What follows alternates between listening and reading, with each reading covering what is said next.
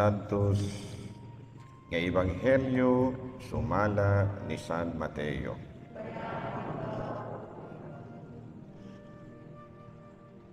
Yan ang adlaw, mibiya si Jesus sa balay, miadto sa dapit, sa daplit, sa lanaw, ug bilingkod siya dito aron pagtudlo. Daghan kaayo ang mga tao nga may alirong kaniya, ug tungod niini misakay siya sa usa ka sakayan ug milingkod, samtang ang mga tao didto nagbarog sa lapyahan. Migamit siya mga sambingay aron pagtudlo kanila daghang mga butang.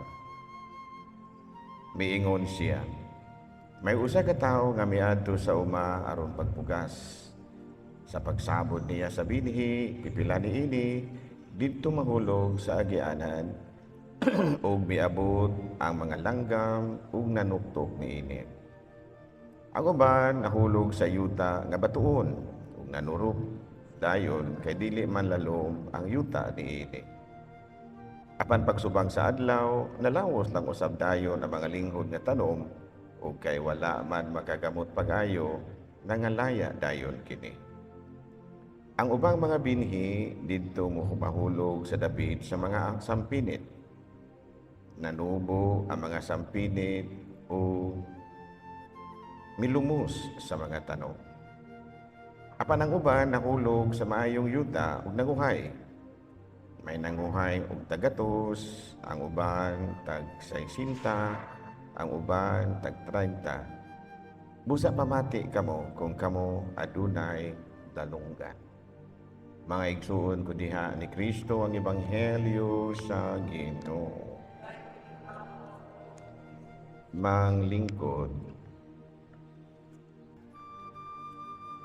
Sa ikaduhang higayon, good morning na usab kanatong tanan. Good morning di ay no sa ato ang mga kaigsunan. Wala man ako ang bandera sa pahan. Adi anak. Good morning kaninyong tanan. Today is my birthday, 64th birthday. O gingon usab at timbayaon og mayong buntag ang atong mga kaigsunan usab nga nag-follow sa atong Facebook page, sa uban pa mga media platforms, no, sa YouTube, daghan pa mga media platforms courtesy ni Camel, no, siya mo pahigayon sa mga technical parts ni technical aspects. So karon gisaulog nato ang kapistahan ni Saint Anne and Saint Joaquin. Kinsa man ni sila? Saint Joachim. Mga kuan ni sila, mga ginikanan ni Mama Mary. And of course, in line with the gospel, makita nato nga kung giunsa pag-atiman sa kining ginikanan ni Mama Mary, si Mama Mary, no? Ang iyahang environment ni Mama Mary, makaingon lang gyud ta nga his very prayerful environment. And Mama Mary was well formed as a person, especially nga giandam siya sa usa ka tahas, sa mang tahasa nga mamahimo siyang inahan sa anak sa Dios. So she was well prepared by her mother and father, by her parents, San Joaquin ug si Santa Ana. No, sa to pa sama sa ebanghelyo nato karon, ang atong Ginoong Jesucristo giatiman pud niya ang iyahang katawhan pinaagi sa iyahang mga pagtulunan. No, makita nato sa ebanghelyo nga gitawag nato og nangitag paagi si Jesus kay didto man siya nanudlo sa daplin sa baybay. Siguro aron hangin, no, nindot pod kuan kayo, conducive kayo para sa panudlo. Nga bugnaw, no, o niya kilom, ganiana. Nya kay mura mapiit naman siya sa mga tao. So aron nga dili gyud makasuod ang mga tao, dili makadot-dot, disakay siya og sakayan. So distansya na siya. Nya ang hangin paingon sa mga tao, nya balod ana. O niya kanang maayo kay niyang pagkatudlo, no, ang mga tao. So he cared for the people. Ang environment very prayerful. Sumaupod ka na ang kinabuhi nga napuy-an sa atong mahal nga Birihin. Sa dihang giatiman siya sa iyahang mga ginikanan nga si San Joaquin ug si Santa Ana. That is the first point nga atong pamalandungan. Nga isip usa ka person of influence, no? Ginikanan ba ka? Magtutudlo ba ka? Kining katikista ba ka? Kining negosyante ba ka? You should always provide the people under your influence with a prayerful environment, with a godly environment. No? Importante kaya na siya. Ginikanan ka, ang imong pamilya, imong yung papuyon sa usa ka caring environment. No? Mga maayong pagtulunan imong ipakita. Munang para nako, murag angay magbago ang mga inahan nga buntag sa yupa, nangasaba na. Buntag sa yupa, pirti ng binalikasay kay kining mga bata, dugay ng mata, mga eskwela pa, no? Naapay mga trabahoon. Munang ang mga ginikanan, especially the mama, sa iyo pang buntag kuan na sa termino na niya ng taga Ayungon ng sa Manhoyod ko na nagyaw-yaw na. Sa to pa sa iyo pa kayong buntag gayaw-yaw na. Meron ba yung kung sa gayaw-yaw na malikas? Sus Ginoo, kung sa munang klase sa environment nga dili maayo para sa bata. And of course, all throughout the day, even up to the end of the day, hangtod sa pagtapos sa adlaw, it is always your task, your responsibility nga imog yung himuon nga ang imong environment very conducive to God's teachings. Laban ni Sir, Principal, ay mga inaana problema, you should always remain cool and always see to it that the environment is conducive to learning. And of course, when you do that,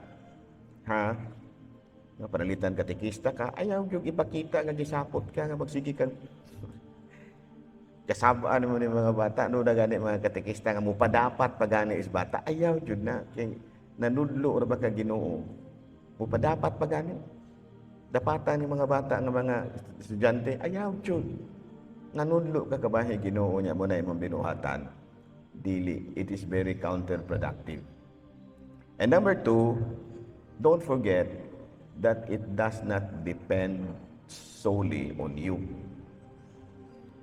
Nga ang imong kalampusan sa imong pagpanudlo as lay ministers, as as catechists, as teachers, as parents, dili yun na mag-agad sa imo ra gyud. And do not try even to ingon nga ikaw tungod ra gyud nimo, no. Always see to it nga ikaw mismo maampuon pod. Dunay giingon si Kristo nga you can do nothing without me. No, kung dili tikaw tabangan, bisan pag-usaon nimong paningkamot, dili gyud na magmalampuson ng imuhang gihimo. No, bisan pag dunay mga ginikanan nga nangahadlok ning ilang mga anak kay istrikta kayo. Balikason ka, puspusan kag kasipyat ang mga bata. But dili gyud na siya mo materialize ka kanang bata, because what you are doing is not only to discipline people. You are teaching them. Nanudlo ka. Wala ka kanang nang disiplina lang. Sa imong pagkuan sa mga bata, nanudlo ka. Sa to pabuti pasabot nga imo silang gitudluan umayong pamatasan. So, doon ay uban nga, buutan kayong mga bata. Ano man, isog man kaayo ang inahan. Balikason man ka, puspusan ka. Pero after that, kung sa may nahitabo sa bata, may nakatunan ba? Wala. Pag-abot nga sila na lamang, wala si mama, wala ang nagdisiplina nila nga binamit ang kusog, maugi hapoy binuhatan. Wala mausog ang kinaiya. Nga naman, kaysa maraman nga wala matudloy. Mabuutan man to o dagay na kay mo manggi hadlok man na nimo, pero mawala ka. Pareho sa gunang dili pag-unsa no. dili pag-unsa ingon ana mga laing relihiyon dili mangaon og baboy ug naay magtanaw. Ug naay mananaw na ilang kauban dili mo kaog baboy pero sila na lang mukaong baboy pati kusuga kay munugba og karning baboy. See? Ug naay ilang kauban dili gyud na mukaong kay isugilo niya ng pastor. Ano? Pero kung sila na lang, no na naman na issue man ay ingon ako ning usa sa mga kining mga laing relihiyon ba Katoliko nga ni balance laing ka relihiyon ingon sila nga sa amo gong relihiyon padre disiplinahon magdumi sa among pastor mo nang ako nagpasalamat ra gyud kong nibalihin ko laing relihiyon kay disiplinahon magyud mi padre sa among pastor kuna dili na mo na madala nga mga Katoliko dili na ako madisiplina tanan ng mga tao pero kay ganahan man yung kag disiplina di ay nisulti uda ka nako niingon unta ka nga padre ganahan baya kong disiplinahon kay papilion pati ikaw og unsaon tikaw pagdisiplina ganahan ka nga og moinom ka paluduhon tikaw og munggos paluduhon tikaw gana og moingon ka nga kanang magsugal ka bitayon tikaw bitayon tikaw disiplina ra man dagoy imo ang gikinahanglan sa Katoliko doy dili laing tawo mo disiplina nimo kinsa man ang imong kaugalingon ngano man kay kon pastor or pari may mo disiplina nimo ug wala imong pastor ug wala imong pari imong wala si padre mukaon ra pud niya kakani gyapon. Klaro ba? So in our religion, it is not the responsibility of anybody to discipline anybody. But it is always the individual himself, the person himself who will discipline himself. Ikaw gyud may mo disiplina sa imong kaugalingon. Kay pagabot sa higayon, ikaw man maoy moatubang sa umanan sa Dios. Wala may mga bugar nimo dito. Wala may maingon nga Lord, kasayloan na lamang na kay amo man yan ang gituluan siya. Biling ikaw may matubang dito. Klaro ba? Sabtan ko, sumuna siya. And you can only discipline people. You can only teach people. Imo yung ma-influence ang mga bata, ang mga tao if you will enter their world. If you will enter their world. Kaya sa mutiana, ang ilahang kinabuhi, aron imo silang masabtan, ug aron mamahimong effective ang imong pagtudlo. Panalitan, mga bata, sulod sa kinabuhi sa usa ka bata, aron masabtan nimo nganong ingon ni ana ang kinaiya sa bata. Ug kung nakabalo na ka sa kinaiya sa bata, imo na siyang matudluan no nga haom sa iyang edad. Di kay nanggungis na ka ang imong pagtan-aw sa mga bata parehas nimo edad. Muna nga isog kay ka kay dili mo tuman sa imong isog. Sudli ang ilang kinabuhi aron imong masabtan o aron nga ang imong gihimo haom sa ilahang huna-huna. Parehas pobre. Imong disiplinahon. Ayaw mong dawat og kwarta eleksyon ha. Ingnon ra kas pobre unya sa man. Ikaw mo pagkaon na mo, may nalamang nang mong kadawat mig 20. May nalamang ng 30 panahon sa eleksyon kay maura ko ng panahon ng tagaan mi. Napabaylaing higayon nga man ka mo kuan mi kanang makadawat mig kwarta. So you cannot say that to a poor person. Ayaw yung mong dawat og kwarta eleksyon, dili na. You cannot say that.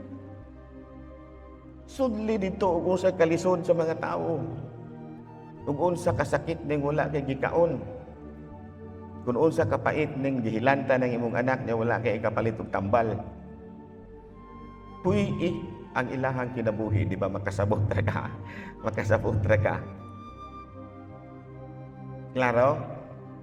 So you care for people. Create an environment who cares for people. Kunya sa imong paghimo ni ana, Ayaw kay depend sa imong kaugalingong katakus, imong capacity. Kinahanglan nga mangayo kag panabang sa Ginoo.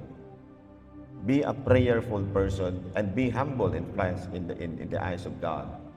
And the third is, ayaw kaayo og iimpusar ang imuhang pagkatao nila.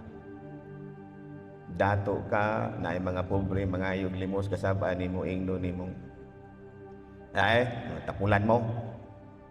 See, kasaba na yung kadina kay mga tapulan. Wala nimo huna-hunaa nga nahimo na lamang ng murag tapulan.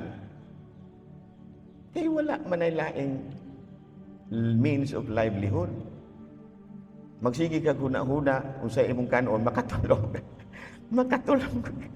Makatulog jud kag madugay mo na magtanong bali po tapulanan ning tawhana. Klaro ba? Just like Saint James yesterday's fiesta. No, imong tan-awon ang kinabuhi ni Saint James. Lisod jud to kay Hudiyo ra gud siya. Inferior gud ang Hudiyo kaysa mga Katsila. Tanang mga Katsila, mga galante ra man ang mga tao. Nya hindi you are usa ka Hudiyo, nagsangyaw-sangyaw ka didto. Nagsangyaw-sangyaw ka dito sa mga Katsila nga mas gwapo pa kay kanimo, mas well off pa kay kanimo. Nya ikaw unsa naman ka? Hudiyo ka.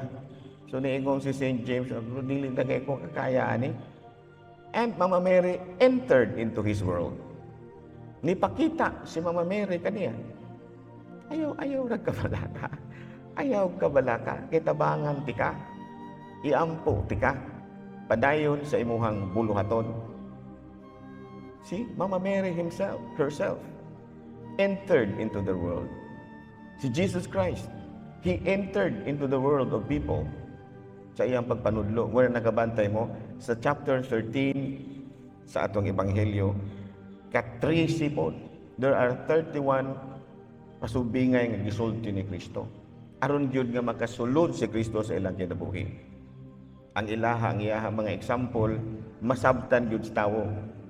Nanudlo sa ang gingharian sa Dios sama sa mga magbabaol. Ang gingharian sa Dios sama sa mga nagkining mga negosyante. Kaya may mga negosyanteng naminaw. Ang gingharian sa Dios sama sa mga mananagat. Kaya may mga mananagat naminaw.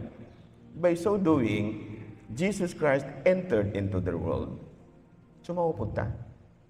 Ayaw kay pasaga din na kay gisapot ka kay ang imong mga kauban diri sa misa, dili ka maong mo unsa na mga inbidji nga unsa ba walay ana dili ka maong mo decorate no. ayaw enter into the world. Dili tanan parehos nimo og taste, dili tanan parehos nimo og abilidad, dili tanan parehos nimo og capacity, dili tanan. Tuingon ni ana. No, klaro ba? Ayaw kasukin ang taong butol, kay dili na parehos o ka-bright nimo. Klaro ba? Ayaw og kasukin ang taong tapulan, kay dili na parehos o kakugihan nimo. Enter into the world og huna-huna ang anong naingon sila niya. Klaro ba? And that is what Jesus Christ had done. He entered into our world. Diyos siya nagpakatao. Nisulod siya sa atong kinabuhi. Nisulod siya. Diyos na siya. Giingnan si former President Duterte. Giingnan niya nga sakit-sakit sa itong pagkasulti ni Mr. President. Stupid. Giingnan niya si Jesus Christ niya. Stupid. Nga nung stupid man ko no. Katulad pa ni Duterte. Sa Diyos ka, unya ilansang-lansang kas cross ining mga tawhana mo yan. Ug ako'y Diyos, kamo mo akong ilansang, anong ako may inyong ilansang nga Diyos man ko? Which is sound alang sa mga wala makasabot. Anong ako may inyong ilansang? Diyos ko, unya inyo kong ilansang. Kamo mo akong ilansang. Maglinansangay mangganit ta. Unahon sa maglansang kaysa ako may inyong ilansang. Si mo na isultihan ni Duterte. And of course, gipakita ni Duterte kung unsa ang iyang environment. Anak sa gobernador, dato sila, unsa pa nang iyahang taas gid sa daan, they cannot afford to enter into the world of sinners. But Jesus Christ entered into the world of sinners. Pasintabi ha sa mga loyal ni Duterte.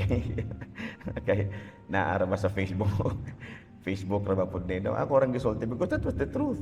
Niingon si former President Duterte nga stupid ang atong Ginoo. Kaya nung nagpalansang siya sa krus. Of course, doon na siya rason po. Based on his experiences. Doon na po siya rason nga nung muingon sa niyanan. Sama nga si Kristo, doon na po rason nga nung nagpalansang siya sa krus. No, di ba? O sige, sulti ni Kristo, may-ari ako sa kalibutan alang sa pagluwas sa mga makasasala. Ug para ni Kristo, ang pagpalansang sa krus mo'y usa sa mga paagi nga iyahang maluwas ang mga tao. That they will realize kung unsa di ay ang dakong gugma ni Kristo alang kanato. Nga andam siya pagpakamatay alang kanato. And that was his reason. That he can afford to die so that others may live. Klaro ba? So pasintabi ha sa mga fans ni former President Duterte. Worldwide na ba ning atong wali? No, sorry kayo, pero that was the truth. No, kung naminaw po si former President Duterte, pasaylo ako, Mr. President. No, pero muna ako ang obserbasyon. I have nothing against you. Gihimo ra na akong example ang nahitabo kaniadto. Of course, sorry kayo. Pasaylo ako, nga nagamit na akong example ang imong kinabuhi. But of course, thank you sa imong mga maayong buhat. Kasi si former President Duterte, daghan kay siyang mga nahimo pod nga maayo sa katawhan sa Pilipinas. Usa na ni ana ang iyahang build. Daghan kayong mga nabulahan sa mga proyekto nga iyang gibilin. Pero katurang mga partihan, no, nga niingon siya ni ana. Pero nahitabo naman to, sa to na ginaingon, magsinabtanay lang punta. Klaro? Manindog baliw.